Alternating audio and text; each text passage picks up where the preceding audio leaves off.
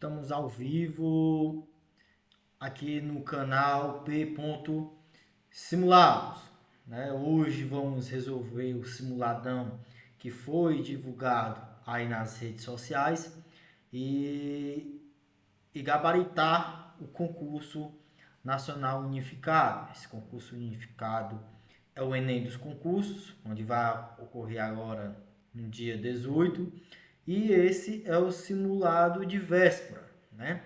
Vocês que vão prestar o concurso do concurso nacional unificado, esse é o canal certo para você gabaritar a realidade brasileira. Temos aí uma playlist completa abordando todos os conteúdos, todos os tópicos da realidade brasileira desse mesmo concurso.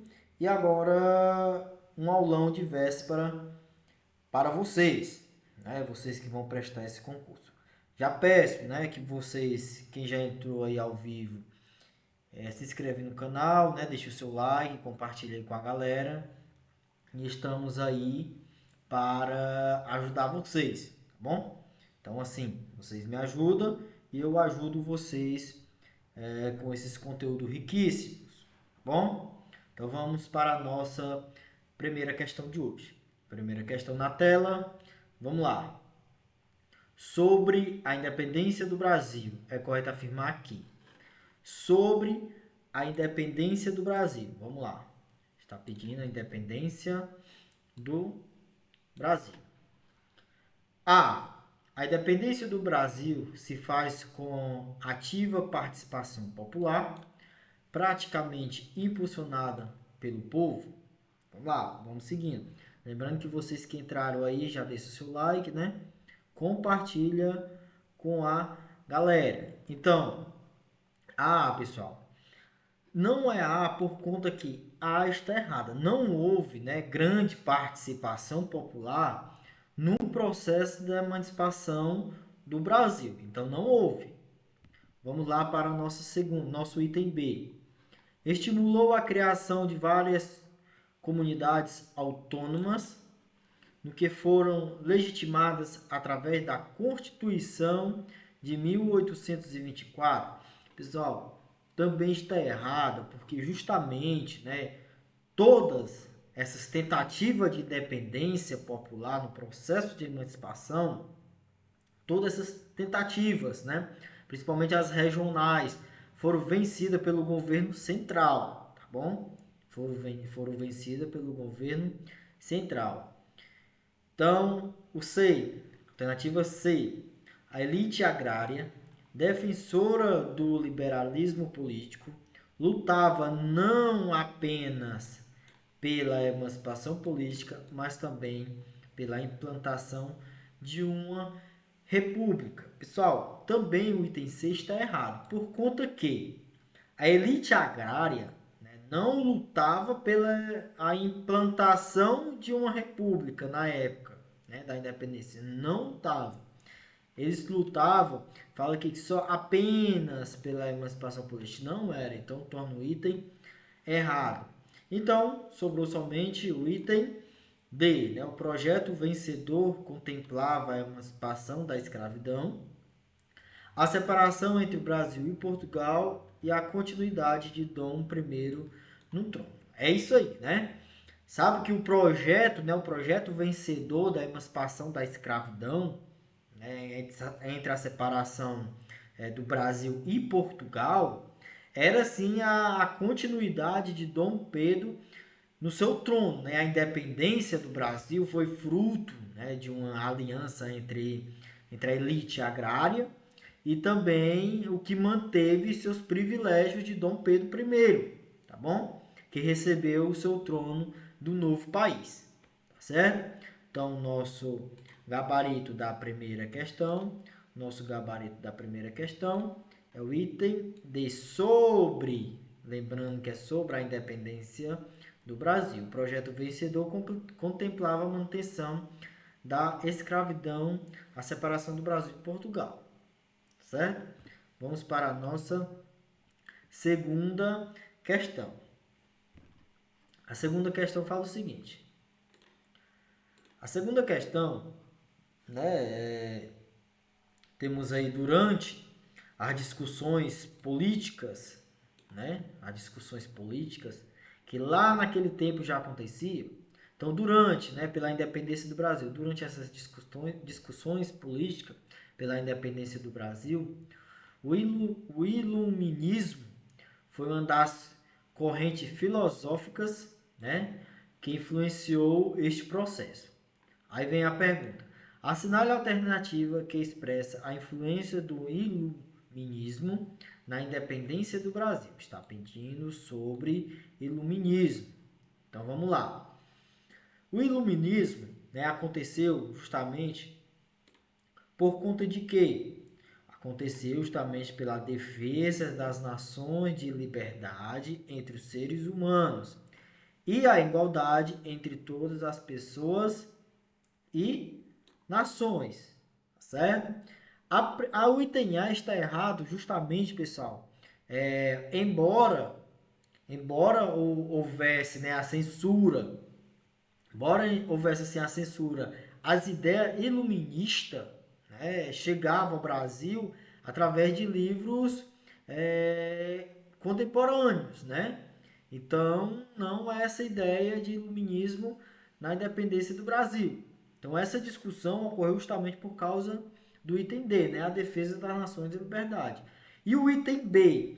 O item B, o poder moderador, não inspirado, né, nas ideias iluminismo, né, que providencia três poderes para o governo, né? Está aí o judiciário, está aí o executivo e está aí o legislativo. Então, justamente não é por causa da B.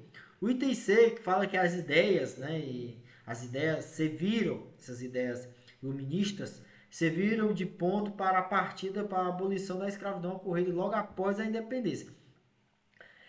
As ideias iluminismo, né, trouxeram e também foram, sim, inspiração para a abolição da escravidão.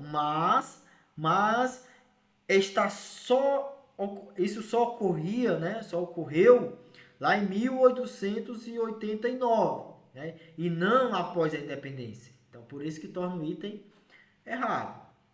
Então, nosso gabarito, item D. Vamos para a nossa próxima questão. Terceira questão. Terceira questão na tela. O último dos presidentes brasileiros do período democrático, que vai entre 1945 até 1964, foi o João Goulart, né? Esse João, né, entre os projetos políticos elaborados por João, que foram considerados populistas, pode ser citado ou citadas. Vamos lá. Citados por quem? Por João, lá em 1945 a 1964. Tá bom? Nós estamos na terceira. Foi as reformas de base? B. Foi as reformas de centro? C. As ligas camponesas? D. O projeto de privatização da Petrobras? Ou é o projeto de socialização dos meios de produção? Pessoal, vamos lá. Essas reformas de base, né? Essas reformas de base que não chegaram a completar-se de fato, né? Continuam o principal projeto de João para atender as demandas, né, de caráter popular no seu governo, tá certo? Então, entre essas reformas, né, essas reformas de base, estava a reforma agrária. Essa reforma agrária, portanto, tinha influência muitos das bases das reformas. Então, a reforma agrária, essa reforma agrária, teve sim influência das reformas de base. Então, Então, o nosso gabarito de hoje, da terceira, é as reformas de base. Uma reforma muito importante lá no governo de João. Tá bom? Vamos para a quarta questão. Quarta questão na tela. Vamos seguir. Nessa quarta questão, vai abordar o 4 de setembro de 1850. Tá bom? Em 4 de setembro de 1850, foi sancionada no Brasil a Lei Eusébio de Queiroz, ministro da Justiça na época, que abolia o tráfico negreiro. Olha aí, que abolia o tráfico negreiro. Em decorrência dessa lei, que é a Lei Eusébio de Queiroz, o governo imperial brasileiro aprovou outra lei, desculpa a palavra, outra lei, a Lei de Terras. Dentre as alternativas a seguir, assinale a alternativa correta. Então vamos lá. Na época que foi sancionado a Lei Eusébio de Queiroz, teve também a Lei de Terras. Sobre essas leis, principalmente da Lei de Terra, vamos abordar o seguinte item correto. A Lei de Terras facilitava a ocupação de propriedades pelos imigrantes que passavam ao chegar no Brasil? Claro que não, né? A Lei de Terras não era para isso. B. A Lei de Terras dificultou a posse das terras pelos imigrantes, mas facilitou aos negros libertos ao excesso a elas? Também não, né? Não dificultou, mas sim facilitou, tá certo? Vamos para C. A C fala o seguinte: o governo imperial, temendo o controle das terras pelos coronéis, inspirou-se no Acte Homesteado americano para realizar uma distribuição de terras aos camponeses mais pobres. Isso também não entra na lei de terras, né? Então vamos lá. A lei de terras, né, visado a aumentar o valor das terras, olha aí para que você via a lei de terras. Aumentar o valor de terras, né, e obrigar os imigrantes a vender sua própria força de trabalho para a cafeicultura. Olha só que essa lei foi aprovada. Essa lei foi aprovada justamente para aumentar o valor das terras e obrigar os imigrantes a vender a sua força de trabalho para a cafeicultura. Implementada no Brasil, nessa lei que foi implementada no Brasil após o fim do tráfico negreiro, transatlântico, olha aí, transatlântico, tinha em vista o modo de se valer de uma nova força de trabalho. Né? Que essa nova força de trabalho foi proventa da Europa. Né? Uma com as grandes imigrações lá no século XIX. Aí essa lei, entretanto, acabou com o impor das dificuldades, né, aos colonos europeus. Então é o seguinte, então sobretudo, o que se refere às possibilidades da adquirir suas próprias terras, ali totalmente acabou, né? Aumentando o valor das terras e obrigando os trabalhadores a trabalhar na cafeicultura. Então o nosso gabarito D. Aqui é sobre a lei de terras. Eu acredito muito que essa lei de terra vai cair no concurso de vocês, viu? Eu acredito muito, justamente por se tratar de um país muito extenso e um país que passou por vários processos. Né? Então, eu acredito que possa cair essa lei de terra no concurso de vocês. Tá certo? Vamos para a nossa quinta questão. Quinta questão na tela. Vamos lá. Quinta questão. Qual dos povos, vamos lá, qual dos povos abaixo não, grifem, não corresponde a uma nação indígena brasileira? Outra questão que eu estou chutando no concurso de vocês. é sobre os povos indígenas.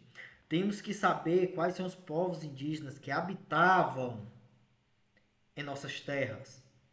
Pô, o Brasil foi colonizado, o Brasil foi invadido, né? O Brasil foi descoberto. Então, temos que saber quem habitava ali. Então, acredito que também tem possibilidade de vir uma questão dessa. Então, vamos lá. Qual dos povos indígenas não habitavam? Que não habitavam. Vamos lá. Qual desses cinco povos indígenas não habitavam as terras? Então, vamos lá. Que não habitavam.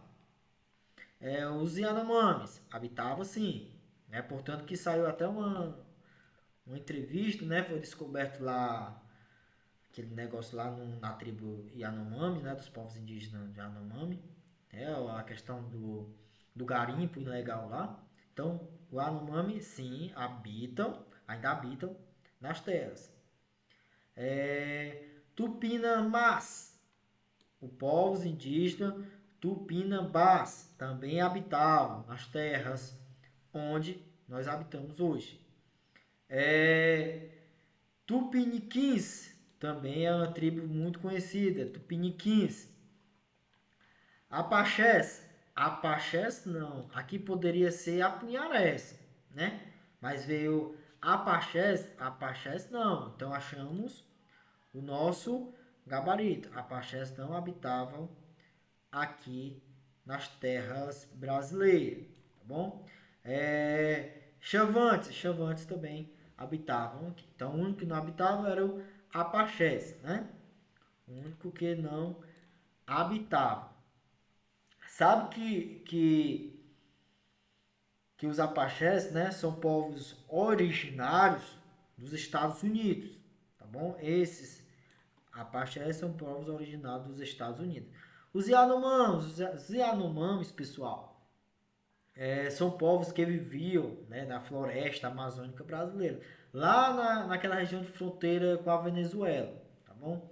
E os Tupinambás, esses Tupinambás também foram povos que habitavam na região da costa litorânea brasileira, qual foram os primeiros a ter os contatos com os portugueses.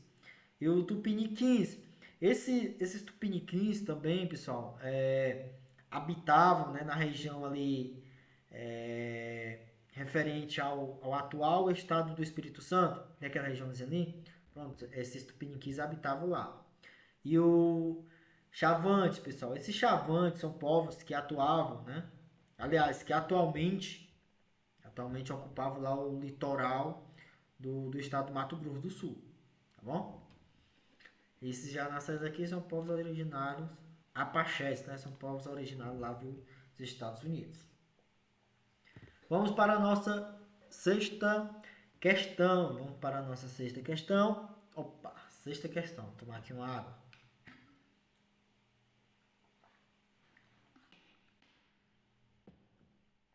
Vamos lá, sexta questão na tela. Vamos seguindo. Sobre os povos indígenas brasileiros. Coloquei mais uma questão dos povos indígenas brasileiros. Podem cair, pessoal. Estou chutando muito a questão dessa. Dos povos indígenas. Sobre os povos indígenas brasileiros. Lembrando que está pedindo brasileiros. Assinale a alternativa correta. Vamos lá, vamos assinalar a alternativa correta. Muitas das vezes algumas questões podem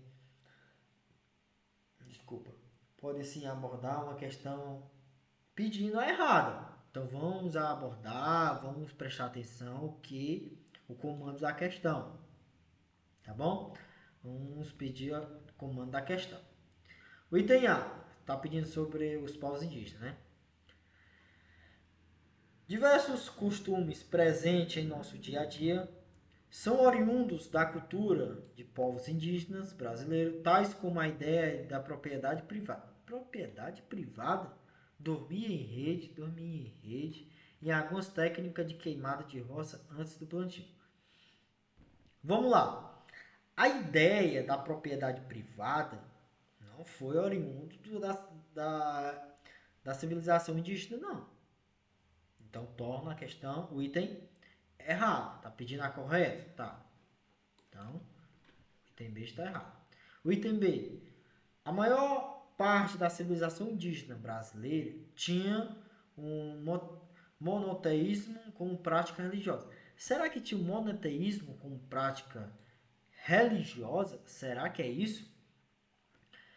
Toda essa civilização, né, civilização indígena, presente no território brasileiro, tinha como politeísmo. Não era monoteísmo, era politeísmo. Então, torna o item errado. C.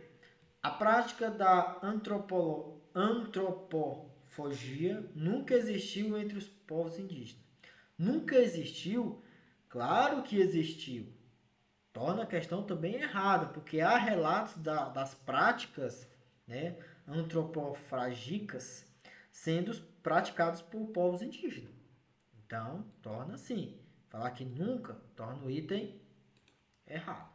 D. Muitas das civilizações indígenas utilizam a divisão sexual do trabalho em sua organização diária. É isso mesmo. Pronto, achamos o gabarito. Por quê? Ah, mas isso deve ser preconceito, né?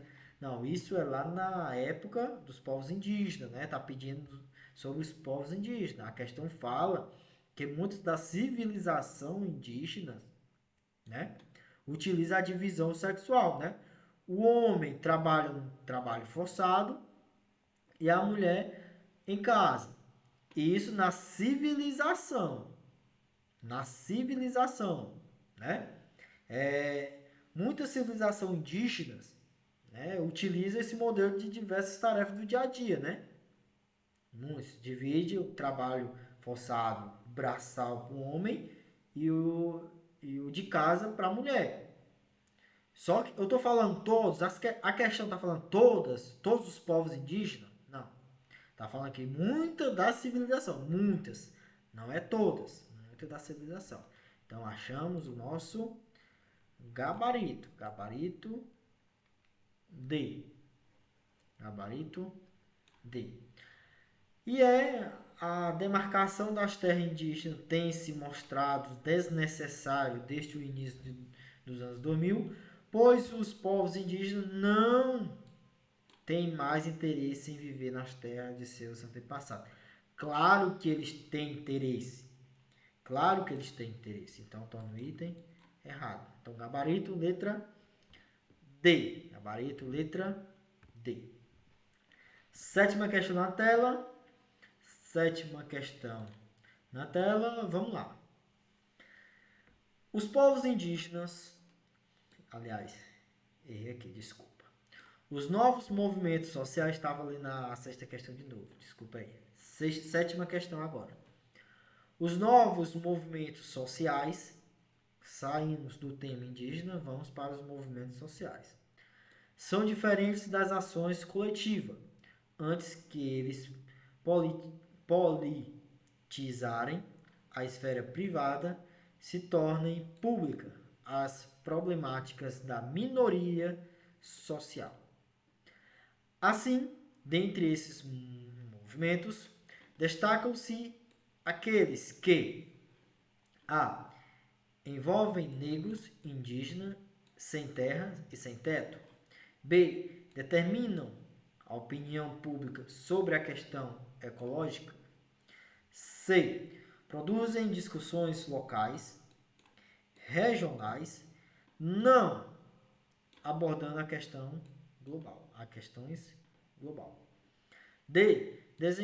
Desenvolvem-se a partir do controle do Estado e dos partidos políticos. E realizam pressão política, apoiando contestação da política econômica e lutam por melhores salários. Vamos lá. O que a questão está pedindo aqui? A questão está falando justamente dessa minoria, dessa cultura que existe, essa cultura social, esse novo movimento social, que são ações diferentes, né, das ações coletivas. Então, o que pede? Eles politizarem, né, a esfera privada e se tornarem pública. Então, vamos lá. Essa problemática da minoria social se refere que produzem, né? Eles produzem discussões tanto local como regional, mas não aborda questões global. Olha aí, isso. Eles não abordam a questão global. Justamente por conta que os movimentos sociais representam, né, as manifestações, representam a reivindicação, né, relacionada aos problemas das minorias sociais. Tá bom? Então eles tratam ali de de uma realidade específica. Ó, vamos falar desse problema aqui, né? Vamos falar disso aqui, vamos falar do nosso problema local, nós somos menores. Vamos falar da problemática local e regional, a global para lá. Isso que a minoria pensa, essa cultura minoria pensa, né? Que pode afligir alguns grupos específicos. Assim como eles agem dessa forma, eles atingem os grupos específicos, né? Naqueles tais grupos grandes. Então, se eles produzem discussões locais e principalmente regionais, tá bom? Os globais, não. Então, o nosso gabarito vai para C. Eles têm interesse local. Essa minoria tem interesse local, tá bom? Nossa oitava questão. A nossa oitava questão na tela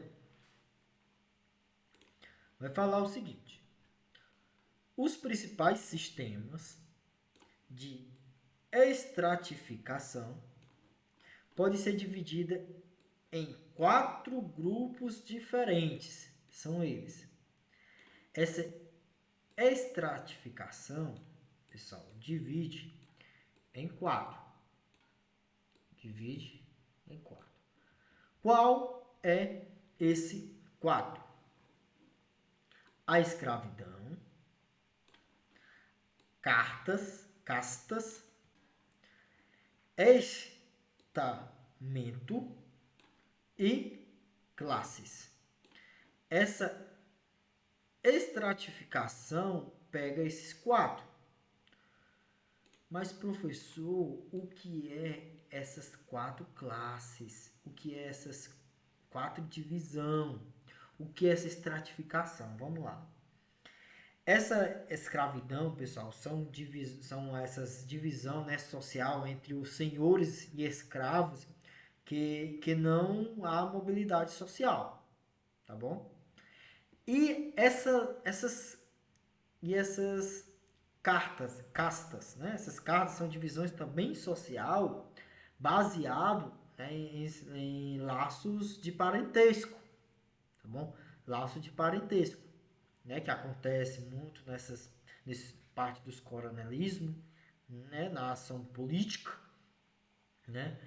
E nesse tipo de estratificação, falando basicamente da estratificação, os grupos sociais são fechados e restritos. É só eles, tá bom? Então é só eles. Baseia na escravidão, casta, estreitamento e as classes. São essas 4 divisões. Fechou? Fechou. Anotem, porque isso pode cair. Quais são as 4 divisões da estratificação? Escravidão, casta, estamento e classe. Tá bom? Nona questão na tela. Vamos lá. Nona questão na tela. E vai falar o seguinte. Em termos sociológicos, assinale o que não for correto. Tá vendo? Tá pedindo errado. Tá pedindo errado, né? Tá pedindo errado. Então vamos lá. Sobre o termo sociológico, assinale o que não for correto.